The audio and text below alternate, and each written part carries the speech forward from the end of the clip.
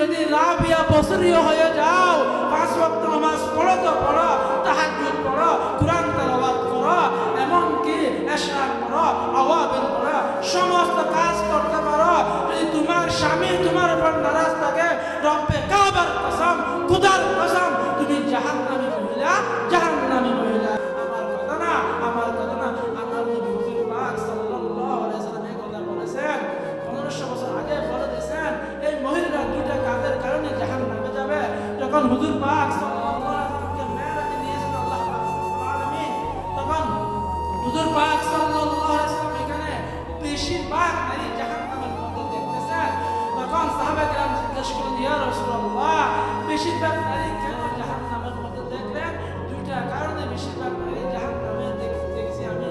এক নম্বর হলো স্বামীর নাফরমানি করে। তারা কেমন নাফরমানি করে? যদি এই স্বামী পুরুষরা কত কষ্ট করে, সে যদি একদিন কাজ করে 500 টাকা কামাই করে, সে এক সপ্তাহ চলতে পারবে। কিন্তু সে প্রতিদিন কাজ করে, ফজরের নামাজ পড়ে, রোদকে রোদ মনে করে না, বৃষ্টিকে বৃষ্টি মনে করে না, শীতকে শীত মনে না করে, কত কষ্ট করে টাকা উপার্জন করে তোমাদের জন্য, মহিলাদের জন্য বাজার আনেছে, মাছ এনেছে, এগুলো আনে, কিন্তু সে তো একখানা থেকে ইনকাম করে চলতে পারতো, শুধুমাত্র তোমাদের জন্য করতেছে। কিন্তু যখন একদিন কোনো একটা বেশম হয়ে যায়, মাছ আনতে বলেছে আনতে পারে না, কাপড় আনতে বলেছে আনতে পারে না, তখন মহিলারা বলে, তোমাকে বিয়ে করে আমার জীবনটাই শেষ, তোমাকে বিয়ে করে আমি তো কিচ্ছু পাই না, না একবেলা ভালো করে খেতে পেরেছি, না একটা সুন্দর কাপড় পরতে পেরেছি।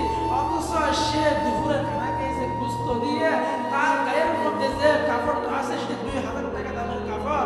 সে বলতেছে তোমাকে বিয়ে করে আমার জীবন শেষ, আমি একটা ভালো কাপড় পরিধান করতে পারি নাই, বড় দুটা খানা খেতে পারি নাই। আমার নবী বলেছেন সেই কারণে এই মেয়েরা স্বামীর